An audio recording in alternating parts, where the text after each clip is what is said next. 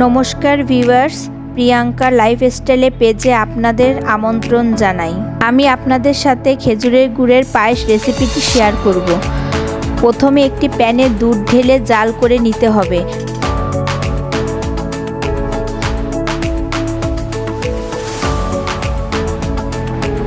দুধের মধ্যে এলাচ ও তেজপাতা দিয়ে দিতে হবে।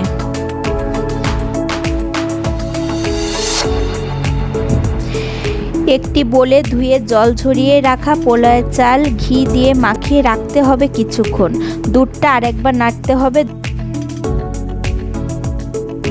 দুধ ফুটে উঠলে তার মধ্যে ঘি দিয়ে মাখিয়ে রাখা চালটা দিয়ে দিতে হবে। কিছুক্ষণ পর পর দুধটা নাড়া দিতে হবে।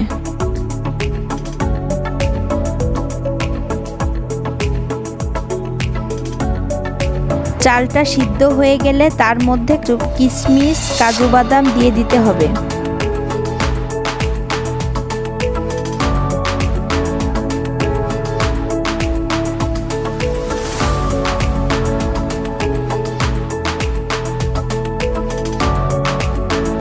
আবার পায়েসটা আস্তে সুন্দরভাবে নাড়া দিতে হবে।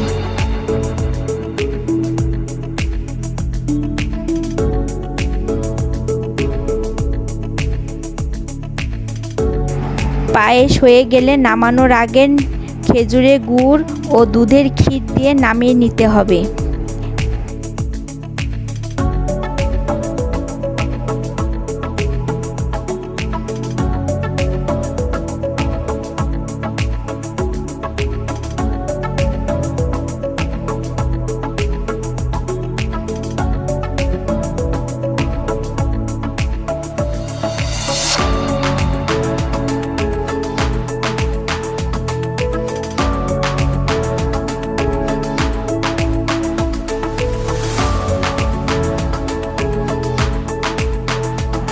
একটি প্লেটে পায়েস ঢেলে তার মধ্যে কাজু বাদাম ও কিশমিশ দিয়ে পরিবেশন করুন খেজুরের গুড়ের পায়েস।